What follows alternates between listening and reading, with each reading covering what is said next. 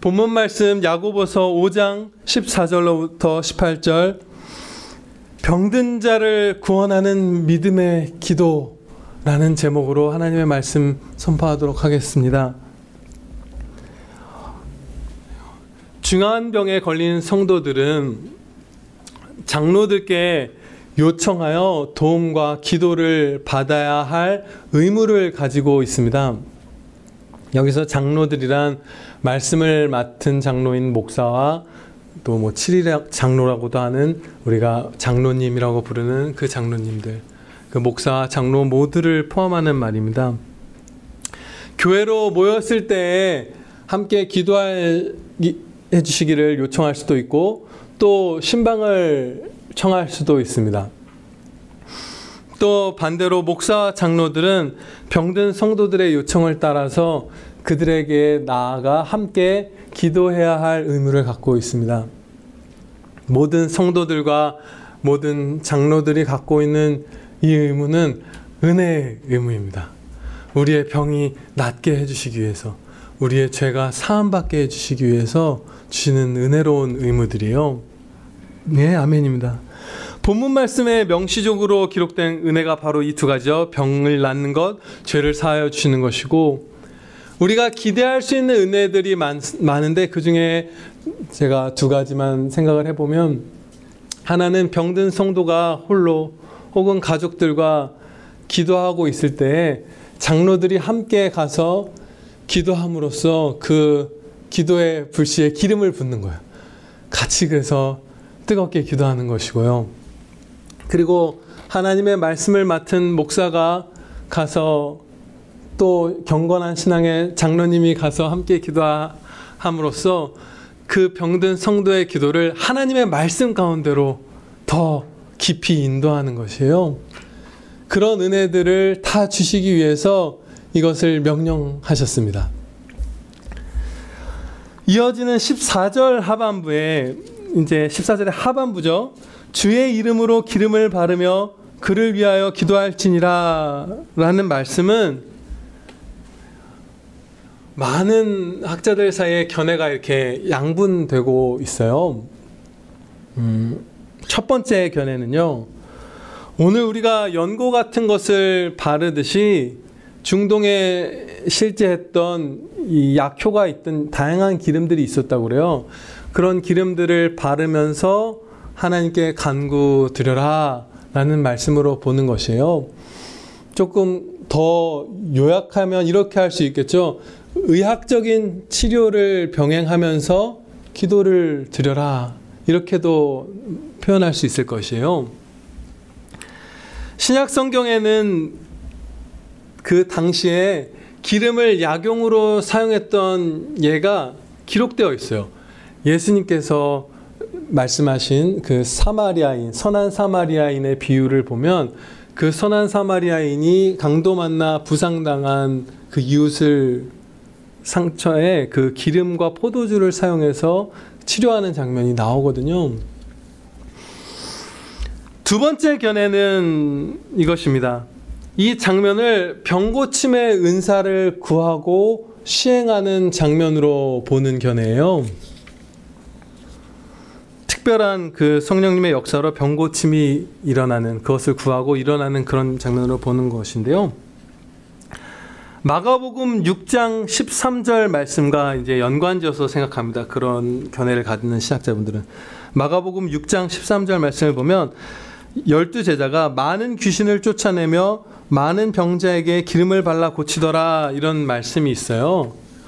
본문 말씀에 야고보서의 기름 부음과 이 마가복음의 그 기름을 발라 고쳤다는 것을 동일한 이제 역사로 보는 것이에요. 그러면서 이 기름을 바르고 붓는 것의 의미는 제자들이 혹은 신유의 은사 이런 것들을 받은 성도들이 성령님의 능력으로 사람들을 고칠 때, 그것이 자신들의 능력으로 고치는 것이 아니라 성령님의 기름 부음으로 인해서 이 은혜의 역사가, 성령께서 이 역사를 주신다라는 걸 나타내는 상징으로서 그 기름 붓거나 기름을 바르는 것을 했다는 그런 견해예요.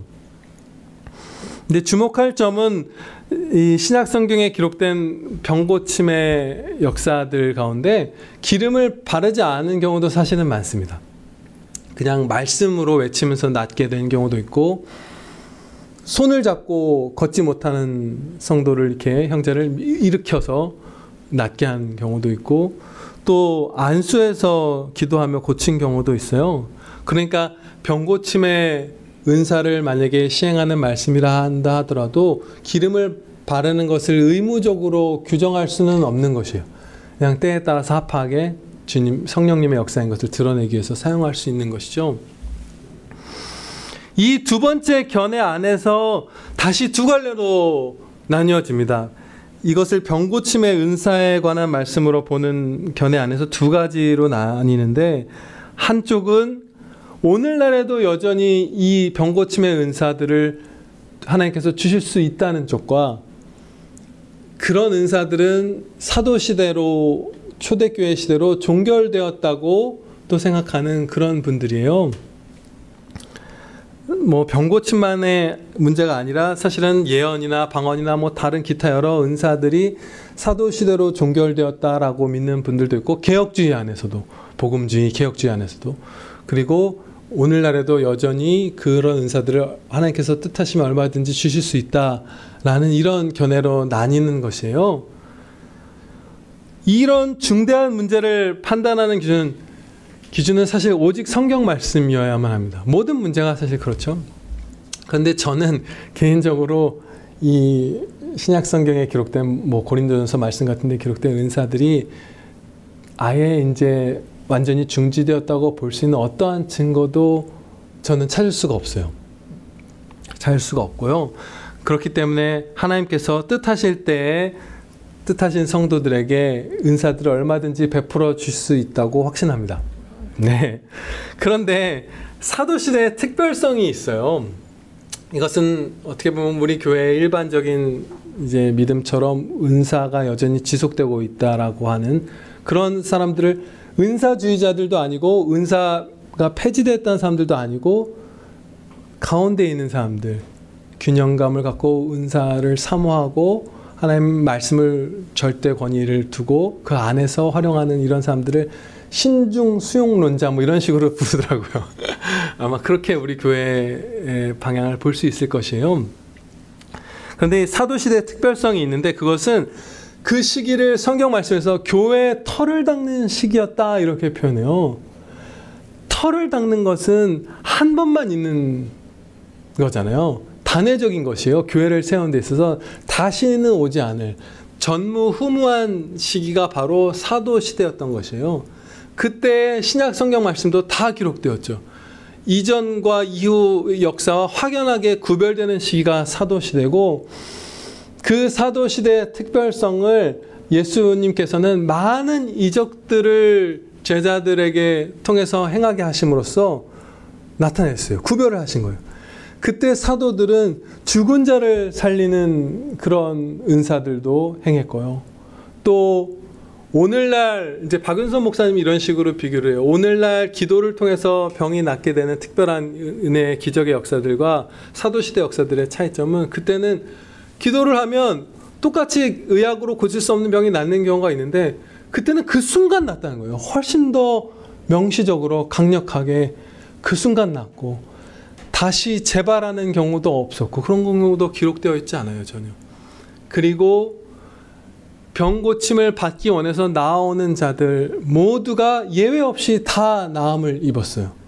예, 오늘날에는 우리에게 가장 유익이 되는 바가 그것이 아니고, 또 여러 가지 주님의 높으신 우리가 알 수 없는 뜻으로 인해서 기도드린 자 중에 어떤 사람들은 그런 특별한 은혜를 입고 어떤 사람들은 그런 은혜를 입지 못하고 또 그 유익된 길로 나아가잖아요.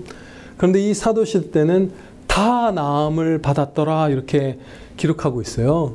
그래서 이 사도시대의 특별성이 있었다는 것을 우리가 굳게 믿으면서 이 치유의 은사가 오늘날에도 하나님께서 뜻하신다면 우리에게 베푸실 수 있다 이렇게 믿을 수 있습니다. 오늘의 설교는요, 본문 말씀을 의학적 치료를 병행하면서 강구드리라는 견해와 치유의 은사와 관련된 말씀으로 보는 견해를 다 포함해서 우리가 다 받아들이는 입장으로 말씀을 증거하도록 하겠습니다. 그런데 한 가지 세부적인 것만 제외할게요. 이제는 그런 성령님의 은사들은 결코 주어지지 않는다라고 말하는 이 세부 견해만 배제하고 오늘 말씀을 진행하도록 할 것이고요.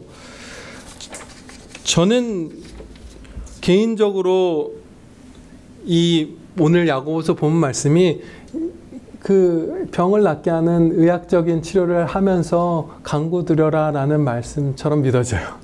네, 여러분의 신앙의 자유입니다.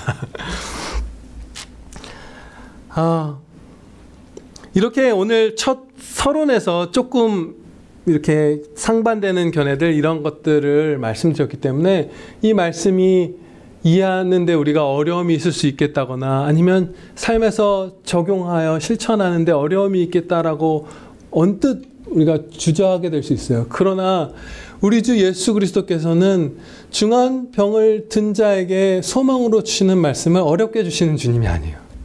그래서 이 말씀을 우리가 너무 쉽게 다 이해할 것이고요. 너무 쉽게 다 삶에 적용하고 믿고 따르기만 하면 이 병 낫고 죄사함을 받는 은혜가 풍성해질 것입니다. 네, 아멘입니다. 15절에서 믿음의 기도는 병든 자를 구원하리니 주께서 그를 일으키시리라 이렇게 말씀합니다. 기도는 믿음으로 드려야만 응답받는다라는 사실을 이 야고보서 첫 머리에 이미 한번 선포를 하였어요. 1장 6절, 7절 말씀을 보면 마음이 이제 나뉘지 않고 진짜 믿음으로 구하면 받을 것을 믿는 그런 믿음으로 구할 때에 바로 그럴 때에만 기도의 응답을 받을 것이다 이렇게 말씀하고 있어요. 그리고 나서 이제 다시 한번 믿음의 기도에 그런 응답받는 큰 역사가 있다 이렇게 다시 한번 강조하고 있는 것이에요. 그런데 여기서 이 믿음이란 굳건한 믿음이어야 하죠. 분명히 야고보서 전체의 가르침에 비췄을 때. 근데 이 믿음은 어떤 믿음일까요? 이런 두 가지 믿음으로 나눌 수 있어요. 첫 번째는 이 병자가 반드시 이 기도를 통해서 낫게 될 것이라고 믿는 믿음. 그런 믿음일 수 있고, 두 번째로 어떤 이 성도를, 이 병든 성도를 낫게 하실지 낫게 아니하실지 우리는 모르지만 주님이 뜻하신다면 그 무한의 권능으로 낫게 하실 수 있고 가장 좋은 길로 우리를 인도해 주실 것이다 라는 그 믿음이에요. 근데 성경 말씀에는 두 가지 믿음이 다 있습니다. 이번에 이 성도를 낫게 해주실 거라는 확신을 갖고 기도하는 장면도 있고요. 또 그렇게 나오는 환자들도 있고, 또 주님이 원하시면 낫게 하실 수 있습니다 라면서 나와서 내가 원한다, 치유를 받거라 해서 병고침을 받는 성도도 있어요. 그런데 우리는 특별한 경우에만 첫 번째 믿음, 즉 그러니까 지금 이 병든 성도가 반드시 나을 것이라는 믿음은 특별한 경우에만 가질 수 있습니다. 어떤 외적인 표징이나 이런 것들을 우리가 가질 수가 없어요. 성령님께서 특별히 우리의 마음에 인도를 해주셔야만 이 성도가 이 걸린 요번에 이 질병을 반드시 낫게 될 것이다 라는 것을 알 수 있어요. 그렇기 때문에 보편적으로 우리가 갖는 이 야고보서에서 말하는 믿음의 기도라고 할 때 믿음이란 이 병을 낫게 하실지 아니하실지 모르지만 주님은 낫게 하실 수 있고 나에게 가장 좋은 것, 하나님께 가장 영광이 되는 것, 그 둘은 하나죠. 그 길로 인도하여 주실 것이다 라는 것을 100% 믿는 그런 믿음입니다. 네, 아멘입니다. 이어지는 하반부 15절 하반부를 보면 혹시 죄를 범하였을지라도 사하심을 얻으리라 말씀합니다. 어떤 질병은 그 성도의 특정한 죄가 질병의 원인일 때가 있어요. 뭐 여러분들 알고 있는 무슨 엘리사의 사환이 걸린 문둥병이라든지 이런 것들이 있겠죠. 그런데 그 죄는 지금 내가 앓고 있는 이 질병보다 더 근본적인 문제고 더 비참한 문제예요. 그런데 그 죄를 사함받게 될 것이라는 말씀이에요. 장로들이 병든 성도를 위해 기도하는 그때에 하나님께서 그 죄를 사하시는 은혜를 베풀어 주실 것이다. 이렇게 말씀하는 거예요. 그러면 어떤 은혜 역사가 일어나냐면 죄를 사하여 주시고 그리고 병도 낫게 해주실 때가 있고, 만약에 병을 낫게 해주시지 않는다 하더라도, 그것이 유익해서 병은 고침을 받지 못한다 하더라도 더 해롭고 그 질병의 근본적 원인인 이 죄 사함을 받음으로써 아직 환자인 그 성도는 평안을 입게 됩니다. 네, 감사가 생기고요. 행한 바 없이 그 죄 사함을 받는 자의 기쁨, 다윗이 고백한 그 기쁨이 마음에서 피어나게 돼요. 네, 그렇습니다. 아멘입니다. 참 행복한 말씀이에요. 이어서 이렇게 말씀합니다. 의인의 간구는 역사하는 힘이 크민이라. 여기서 의인은 죄를 한 번도 범하지 않은 절대적인 의인을 뜻하는 것이 아니에요. 당연하겠죠. 많은 죄를 범하였지만 그때마다 전심으로 회개하고 그 죄와 맞서 싸워 돌이킨 복음적 의인을 뜻하는 말씀입니다. 네, 그리스도 안에 있는 십자가 보혈로 씻음 받은 의인, 늘 회개하고 또 그 발을 씻는 은혜를 입는 그 의인이에요. 그러니까 이 16절 말씀은 앞부분에 이제 너희가 서로 이제 죄를 고백하며 기도하라는 것의 결과로서, 그 죄 고백과 회개의 결과로서 복음적 의인에 이르게 되는 것이죠. 결과 같은 것이에요. 원인과 결과 같은 말씀이에요. 16절 전반부와 하반부가. 그런데 이제 16절 다시 전반부로 돌아가면, 그러므로 너희 죄를 서로 고백하라, 그러면서 병 낫기를 위하여 서로 기도하라는, 어떻게 보면 어떤 분들에게는 낯설지 않을 수도 있고 어떤 분들에게는 낯설 수도 있는 말씀이 있어요. 왜 장로들이 병든 성도를 위해서 기도하는 그 자리에서 서로 막 죄를 고백하기도 하고 그렇게 하면서 기도를 드리라고 했을까요? 일단 이 말씀이 우리 생각나요. 시편 66편 18절 말씀입니다. 66편 18절에 내가 나의 마음에 죄악을 품었더라면 주께서 듣지 아니하시리라. 회개하지 않고 죄악을 품은 채로 거짓되게 은혜의 보좌 앞에 나아가면 그 죄 먼저 회개하고 병 낫기를 은혜를 구하거라 하실 것이에요, 아마. 그렇죠? 그래서 죄악을 품었다면 주께서 듣지 아니하실 것이고요. 또 다른 형제들이 내 죄를 듣는 것의 유익함은, 지금 여기 용서의 은혜가 일어나잖아요. 그것을 특별히 함께 구해줄 수 있는 것이에요. 모르면 못 구해요. 알아야만, 이 성도가 어떤 죄를 범했고 어떠한 질병이 있는지를 알 때 우리가 더 적극적이 되고 더 구체적으로 더 힘써 간구드릴 수 있는 것이에요. 그런 의미에서도 서로 죄를 고백하면서 간구드리는 것이 우리에게 많은 유익이 될 것입니다. 그때의 기도가 훨씬 더 간절해지고 아버지의 자비와 긍휼을 더욱더 구하게 될 것이에요. 네.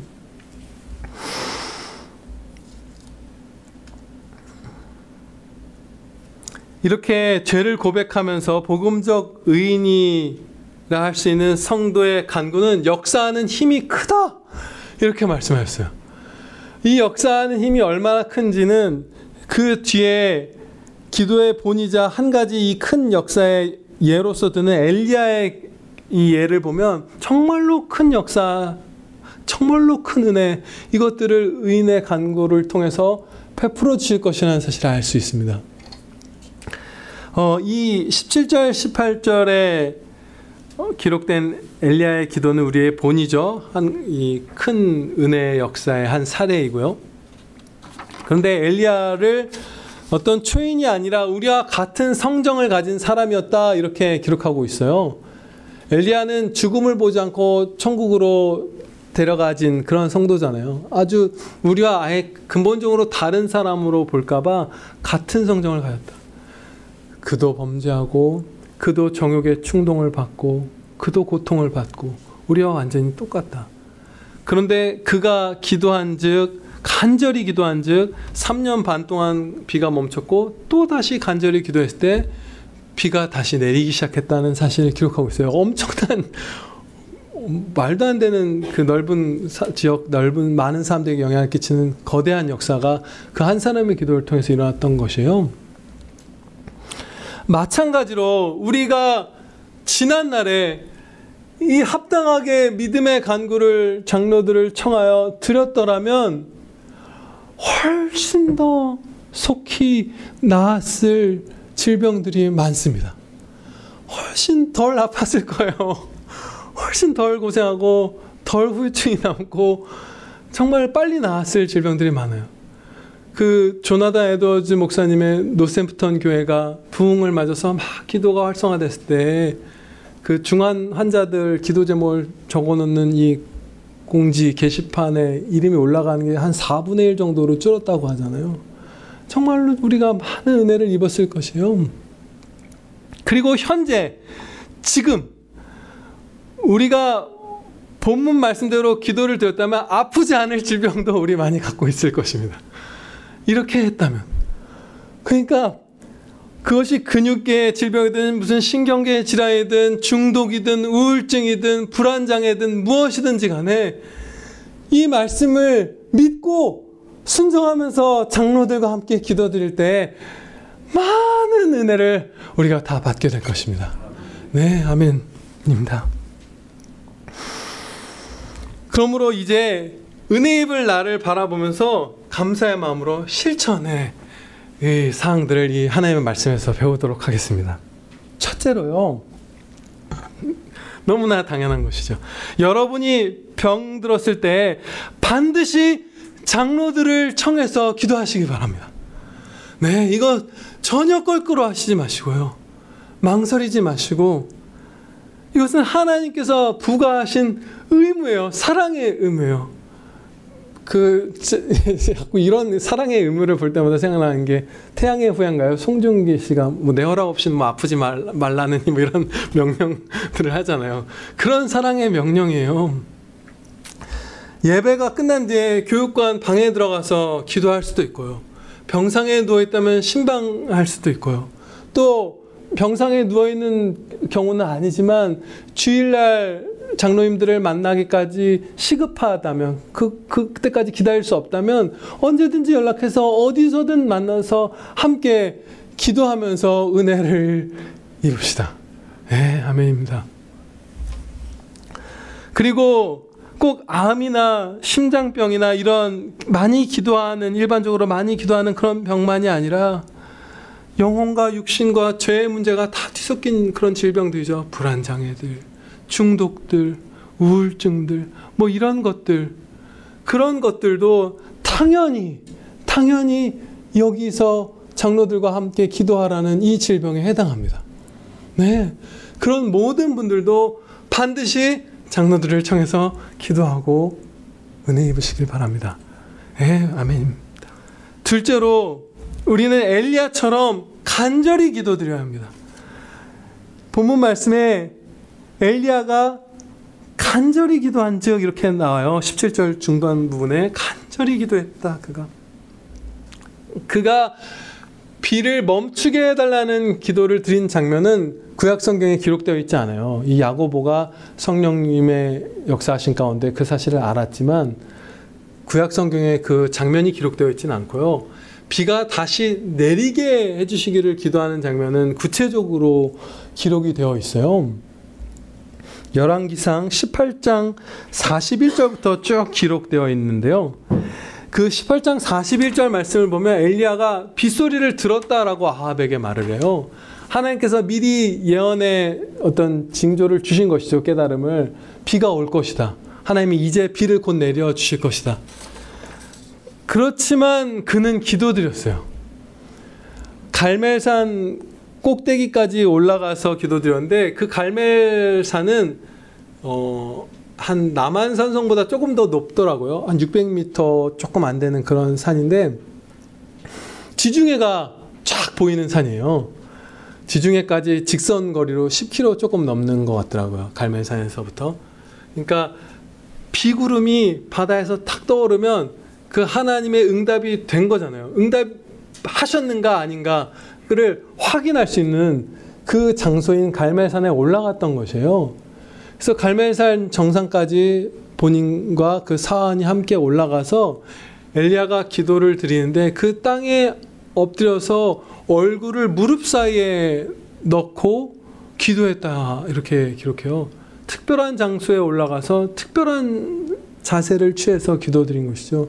얼굴을 이렇게 그냥 엎드린 정도가 아니라 무릎 사이에 넣으면서 주님 앞에서 정말로 겸손해진 것이에요. 그 겸손을, 영혼의 겸손을 몸으로도 다 표현하면서 최고의 겸손으로 이 비 주시기를 이제 다시 기도드린 것이에요. 그때 사환에게 이 바다 쪽으로 가서 비구름이 생겼나 보라고 간절히 기도하다 묻죠. 여러분도 아시는 바대로 아직 없습니다. 또 기도하고 또 보내고 없다고 하고, 그것을 7번 했을 때에 그 지중해 구름 조각 하나가 딱 떠오르면서 하나님께서 응답하셨다는 것을 보는 그 순간까지 엘리야는 간절히 기도드렸습니다. 이미 응답을 받은 사람이에요. 비가 올 거다. 비를 줄 거야.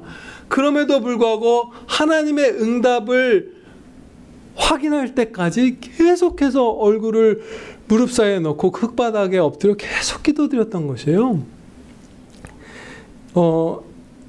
조지 뮬러 목사님, 기도의 큰 본이 된 신앙의 위인이죠.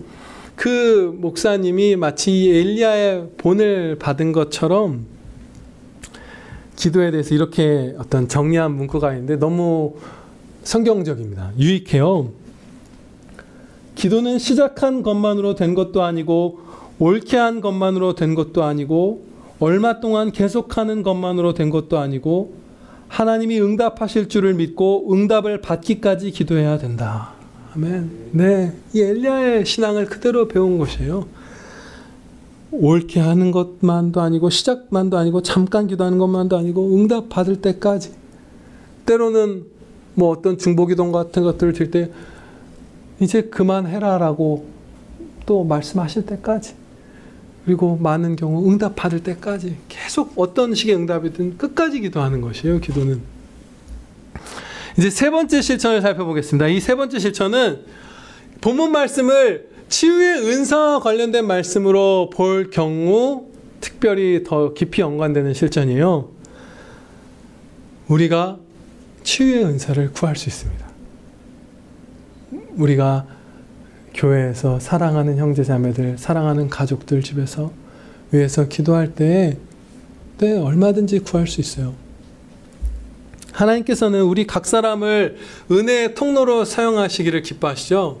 그래서 한 성도에게 하늘로부터 수직적으로 은혜를 베푸시는 것만이 아니라 각 한 그리스도의 몸의 지체들에게 어떤 은사들, 어떤 은혜들 주셔서 서로 수평적으로 나누게 하시는 방식으로서 이 무익한 자들을 통해서 하나님의 은혜들을 막 서로에게 공급해 주시잖아요. 예를 들어서 저는 평안교회 하나님의 말씀을 풍성히 먹여주시기를 기도할 때가 많아요. 그냥 그렇게 기도할 때가 있죠. 그대로. 그런데 때로는 구체적으로 이렇게 기도합니다. 저에게, 그리고 또 주일학교를 맡은 성현주 집사님께 많은 은사들 주시고 지혜도 주시고 그러셔서 하나님의 말씀을 우리에게 풍성히 먹여주십시오. 그 하나님께서 사용하시기를 기뻐하시는 그 수평적인 그 은혜의 통로로 우리가 쓰임받는 그것들을 구체적으로 구할 때가 있어요. 마찬가지로 이 본문 말씀을 성령님의 치유의 은사를 구하고 그것을 사용하는 그 말씀으로서 주셨다면, 또 그것이 아니더라 하더라도 그 은사들이 여전히 언제든 하나님께서 뜻하시면 주실 수 있다면 우리는 그것을 구해서, 구체적으로 구해서 받아서 우리 사랑하는 사람들에게 병 나음을 하나님께서 베푸시는 도구로 쓰임받을 수 있습니다. 예, 아멘입니다.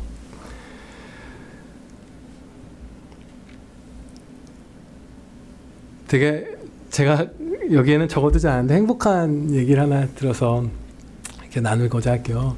이제 존 파이퍼 목사님은 저희와 같이 이렇게 신중하게 은사를 수용하는 그런 목사님이에요.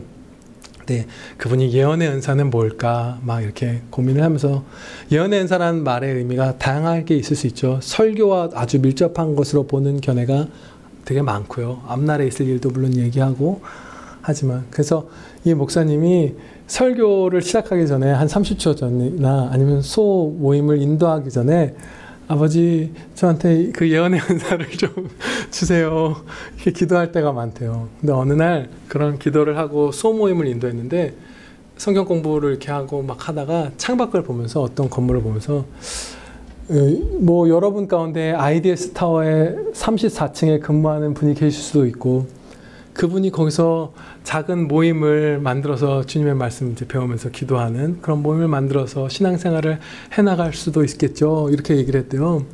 그런데 끝난 다음에 한 여자분이 찾아와서 왜 목사님 그렇게 말씀하셨어요? 그러면서 제가 IDS 타워 34층에 근무하고 있고 또 소모임을 만들까 하고 있었어요. 이렇게 한 은혜를 입었다고 막 기뻐하면서 그분이 얘기를 해요.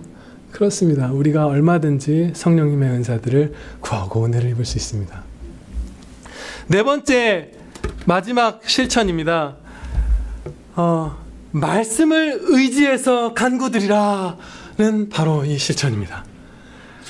다시 한번 조지 뮬러 목사님의 지혜로운 말을 나누고자 합니다. 그분이 기록한 기도의 지침사항들 중 맨 첫머리예요. 가장 중요한 것이죠. 이렇게 쓰고 있어요. 4가지만 나눌게요. 첫 부분, 당신의 손가락은 당신의 신앙의 근거가 되는 성구를 짚고 있어라. 너는 그런 믿음은 못 가진다고 말하는 사탄의 말에 속지 말라. 성경을 묵상하고 기도를 계속하라. 착한 양심과 바른 마음을 찾으라. 그토록 기도를 많이 해서 평생 5만 번의 응답을 받았다, 몇만 번의 응답을 받았다, 이런 분인데, 제일 중요한 건 네가 의지하는, 네가 그 기도의 근거가 되는, 네 신앙 전체의 근거가 되는, 지금 당면한 문제의 근거가 되는 그 말씀을 손가락으로 짚은 상태로 하나님의 말씀 묵상하고 기도하라는 것이에요. 그럴 때 반드시 은혜를 풍성하게 있게 될 것이고, 오늘 말씀에서 우리는 하나님께서 우리에게 유익하시다면 장로를 청해서 기도할 때 병을 낫게 해주시고 죄를 사하여 주실 것입니다. 기도드리시겠습니다. 아버지 하나님, 저희에게 이 은혜의 의무를 부과하여 주셔서 감사합니다. 저희의 마음이 질병 가운데 불안할 때라도, 또 병에 걸린 형제를 보면서 마음이 불안할 때라도 이 단호하게 명하신 은혜를 바라보면서 온전한 믿음으로 병 낫기를 간구드릴 수 있게 하여 주시옵소서. 또한 저희가 때로 특정한 죄로 말미암아서 병에 걸리기도 하고, 또 사실 모든 질병의 근본적 원인은 아담으로부터의 모든 죄악인 것을 저희가 믿사옵나이다.